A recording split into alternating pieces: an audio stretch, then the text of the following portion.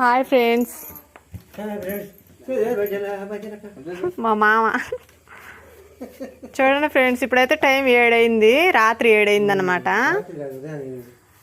వాళ్ళు పొద్దునే వేసి చెక్కు ఇప్పుడు తీస్తున్నారనమాట పెట్టులో నుంచి ఆకుని. చెక్ అంటాం మేము దాన్ని ఏమంటాం మామ?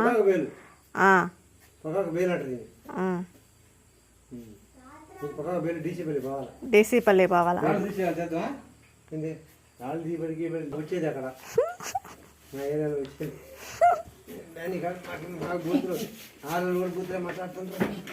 ఇలాగనమాట. ఇలా చేసిన తర్వాత చూడండి ఎంత కష్టపడుతున్నారో. ఒక చెక్ వేయాలంటే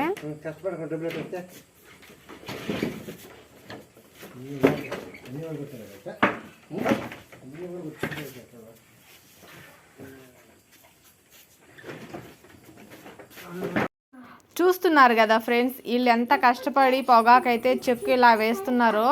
ఆ పొగాకు వేయటానికి కూడా గ్రేడింగ్ చేయాలి, అదంతా ఏరాలి, చాలా పని ఉంటుంది.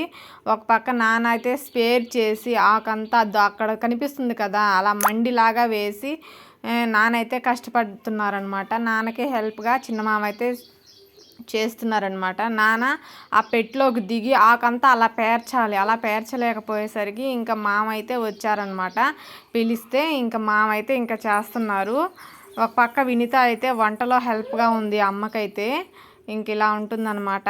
ఇలా ఎంతో కష్టపడి ఇంకా మేము చెప్పాం కదా డీసీపల్లికి, అక్కడికి తీసుకెళ్ళి వాళ్ళు నచ్చితేనే కొంటారనమాట.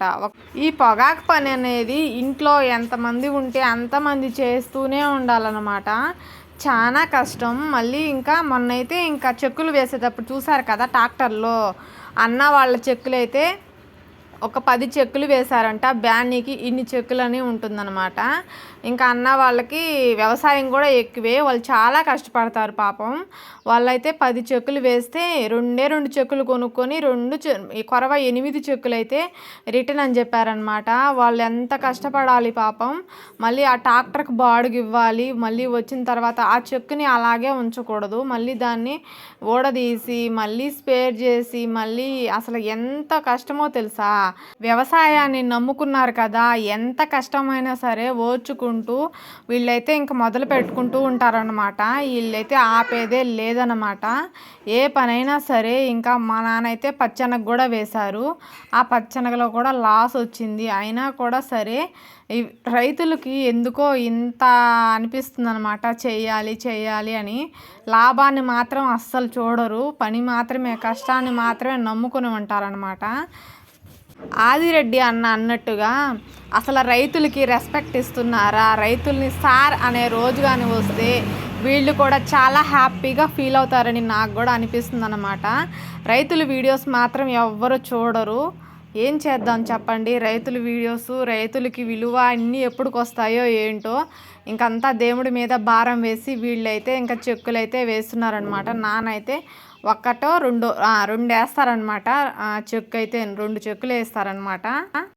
వీళ్ళ అప్పులు కష్టాలు అన్నీ తీరాలని చెప్పి నేనైతే భగవంతుడిని కోరుకుంటూ ఉంటానన్నమాట. నా ఛానల్ తరపున మీరు కూడా కోరుకోండి, రైతులకి న్యాయం జరగాలి. ఏ రైతు అయినా సరే రైతే రాజు అంటారు కదా ఫ్రెండ్స్, అలాగే రైతులకి న్యాయం జరగాలి. చాలా బాధ అనిపిస్తుంది అనమాట వీళ్ళ కష్టాన్ని చూస్తుంటే.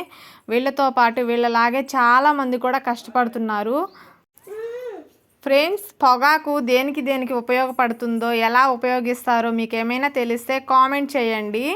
పొగాకు పంట అనేది అంత ఇంపార్టెంట్ అయిన పంటనా అని నాకు డౌట్గా అనిపిస్తుంది ఫ్రెండ్స్. మీకు కూడా ఏమైనా అనిపిస్తే కామెంట్ చేయండి.